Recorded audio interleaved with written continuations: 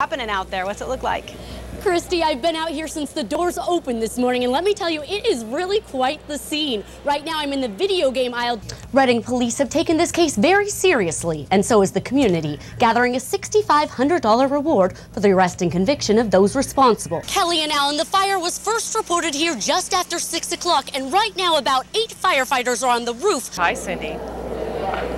Linda, Forever 21 certainly isn't wasting any time moving into the building that just up until Sunday housed Gottschalk. Right now, the school serves 163 students, and administrators fear those students could slip through the cracks if the school were to close. Even many of the signs scattered throughout town never dropped the S. Still, residents say they're glad to have it back. Should we get out and take a look at some of the horses? Let's do it. It was last August when Deepika's life changed forever. Her husband, Amit, was traveling here on Highway 99 when he was struck by a drunk driver. You've been flipping pancakes for how many years now? 18. 18 years. Yep. So you should be a pro.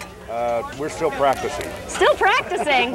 I doubt that. Lover says the dogs even dragged her out onto the street. That's when she says she got even more scared. Plus a last-minute voter registration push here in the North State. I'm Cindy Nixon, and coming up, I'll tell you the best way to get your forms in on time. Bill Adams told me earlier today he hopes it'll bring in at least $1 million.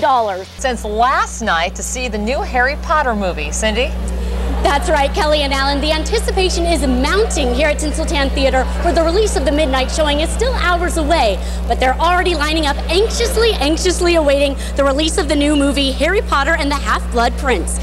Firefighters have been working through the night battling the aggressive Humboldt fire. I'm Cindy Nixon, and I'll have the very latest coming up on Wake Up Action News. Cindy Nixon joins us live now from Highway 99. Cindy?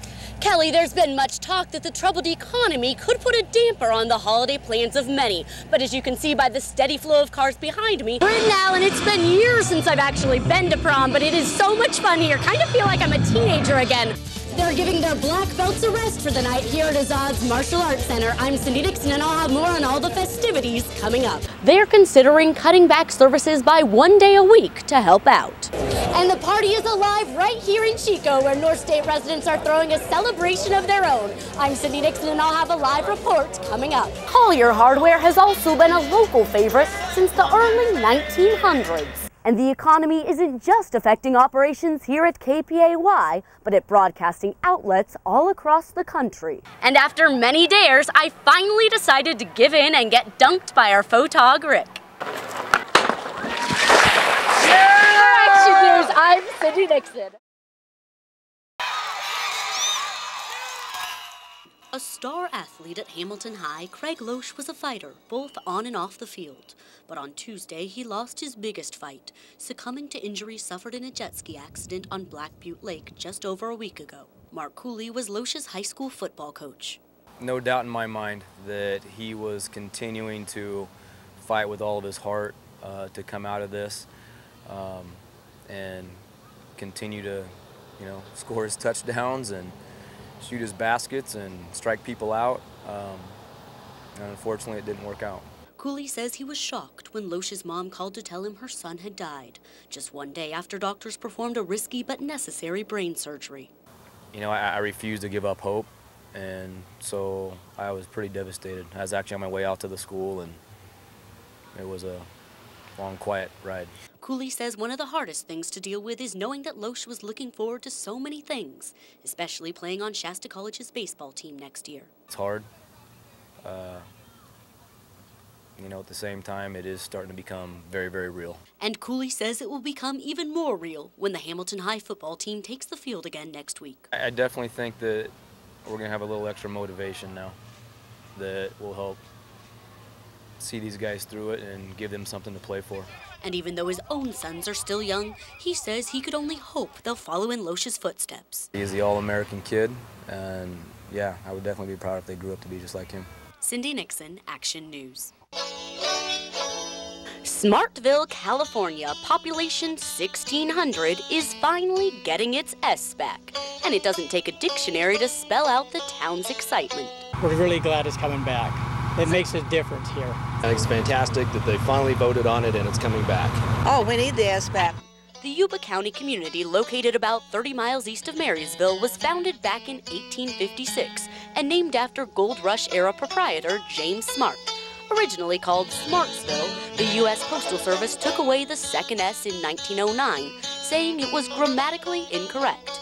And residents have been fighting to restore the S ever since. Everybody knows that it's called Smartsville instead of Smartville. Then, just last week, came the news they'd been waiting to hear. The U.S. Board on Geographic Names agreed that the community can restore its original name.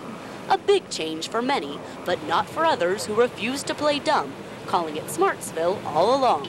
And even many of the signs scattered throughout town never dropped the S. Still, residents say they're glad to have it back. Everybody's saying Smartsville. Where's that? You say Smartsville, they know where it is. Residents say the only problem they can think of is... Now we have nothing to talk about.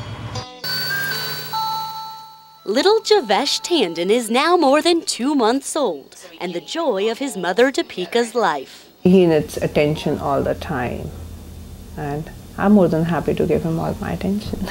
But these past few months haven't been easy on Deepika. Javesh was born with 5 heart defects, no spleen, and organs turned backwards.